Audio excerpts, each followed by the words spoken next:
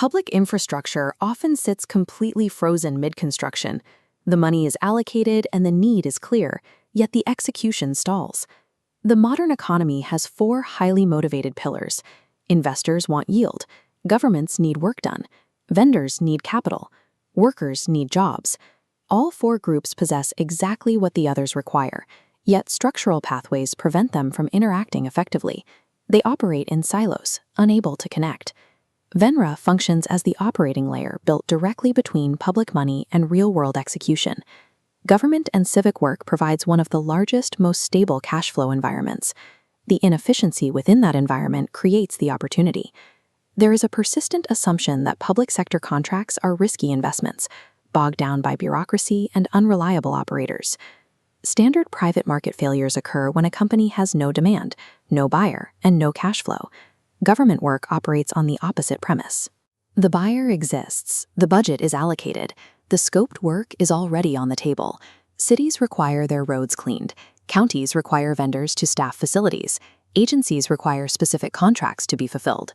Because the demand is pre-funded, the problem is never whether the work exists. The only variable is whether the right operators can execute it. If the government has guaranteed demand and massive budgets, the immediate question is why capable vendors routinely stall out. Public agencies pay reliably, but they are structurally designed to pay slowly.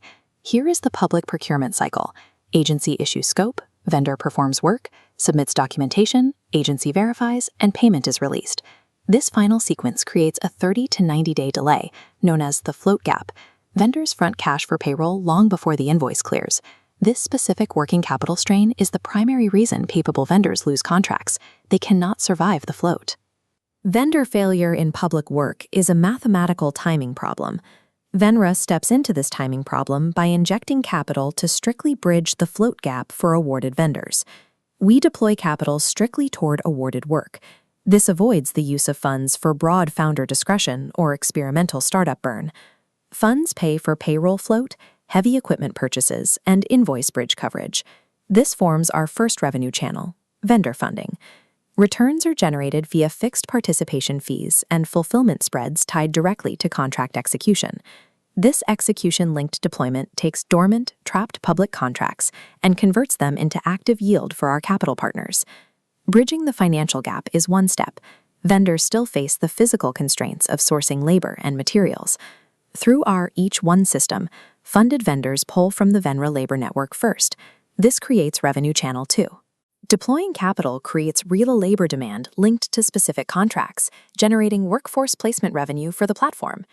Vendors also require logistics and material sourcing to execute their work. This drives revenue channel 3, supplier fulfillment. Vendor routes supplier relationships directly into contract delivery, creating transaction flow, sourcing fees, and fulfillment margins. Funding a vendor acts as a catalyst that activates multiple compounding revenue-generating networks.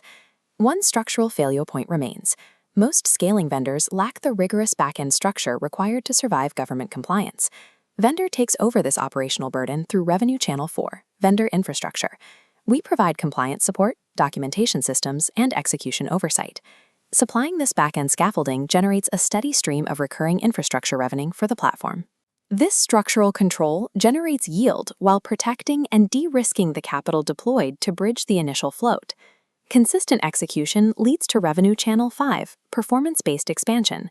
Successful compliant execution makes a vendor eligible for larger contracts.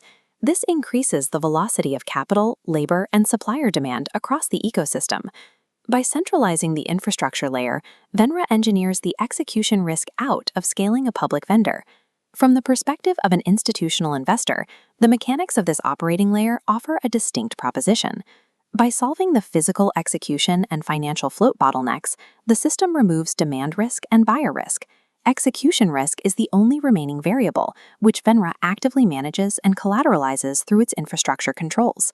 This architecture provides allocators with a yield profile built on concrete, funded utility.